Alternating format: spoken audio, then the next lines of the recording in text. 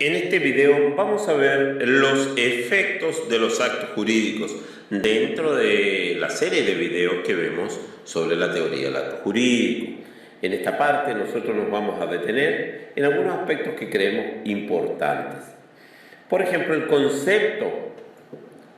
Los actos jurídicos tienen por efecto crear, modificar, transferir, transmitir o extinguir derechos y obligaciones.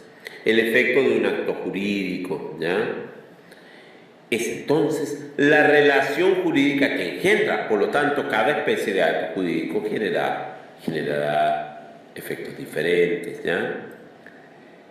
Interesa por el momento determinar en términos generales a quién o a quienes alcanzan dichos efectos, ¿ya? Eso es muy importante. En principio, los actos solo producen efectos, o sea, derechos y obligaciones entre las partes, y no benefician o perjudican a quienes no lo han celebrado. Estos últimos se denominan terceros, y mal pueden quedar ligados por el acto jurídico considerando el alcance relativo del mismo. Sin embargo, es necesario hacer algunas precisiones que a continuación nos detendremos. Por ejemplo, las partes son aquellos que personalmente o representados concurren a la formación del acto jurídico. Respecto de a ellos, el acto jurídico produce sus efectos. El artículo 1545 del Código Civil, como se ha dicho, una parte puede estar conformada por una o más personas que articulan un solo centro de interés. Artículo 1478 del Código Civil. También es importante que generalmente se llama autor a la persona que genera al manifestar su voluntad un acto jurídico unilateral, mientras que se reserva la expresión parte a los que concurren para que se perfeccione un acto jurídico bilateral, ¿ya? Precisando aún más los conceptos, se habla de partes o de autor para referirse a quienes generan con su voluntad el acto jurídico, siendo este el elemento decisivo para que tal hecho acontezca, distinta a la situación de aquellos que, si bien también concurren a la ejecución o celebración del acto jurídico, al otorgamiento del mismo, lo hacen cumpliendo otras finalidades, especialmente relativas a las solemnidades o a las formalidades. Tal ocurre, por ejemplo, con el notario, los testigos, etc. Los que obviamente no son autores ni partes. Podríamos, como alumnos, presumir delante del profesor, pero están actuando. No confundan. Entonces, en este sentido es necesario precisar estos conceptos, ¿ya? Por lo tanto, los terceros, el concepto siguiendo a Joven, se dice que el concepto de tercero es negativo, dado por antítesis al de parte. En general se entiende por tercero toda persona que no ha participado ni ha sido válidamente representada en la generación del acto. Se trata de todos aquellos que aún habiendo participado físicamente en el acto jurídico, su voluntad no ha sido determinante para la generación del mismo, ¿ya? Clasificación. Entre los terceros debemos distinguir entre los terceros absolutos y los terceros relativos.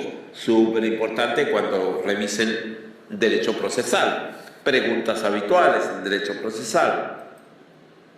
Por otra parte, los terceros absolutos son las partes extrañas a la formación del acto jurídico y que no están ni estarán en relaciones jurídicas con las partes. Es decir, son y continuarán siendo extraños al acto jurídico. Respecto a los terceros absolutos, el acto jurídico no produce efectos, principio que constituye la contrapartida a la norma del 1545 del Código Civil respecto de las partes del contrato, ¿ya?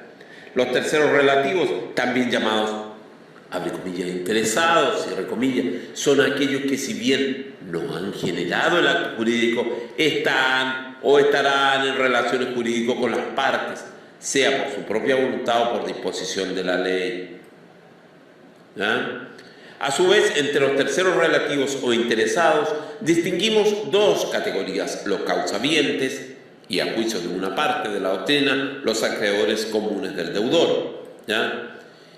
Y también están los causavientes. Se trata de una expresión genérica empleada para designar cualquier persona que deriva del todo o parte de sus derechos a otra persona, derivan de otra persona, que se llama autor o causante y que desde el punto de vista de estos derechos se encuentra en lugar y situación de su autor. Súper importante este aspecto. Los causavientes se trata de una expresión genérica empleada para designar cualquier persona que deriva del el todo o parte de sus derechos de otra persona, que se llama su autor o causante y que desde el punto de vista de estos derechos se encuentra en el lugar y situación del autor o de su autor.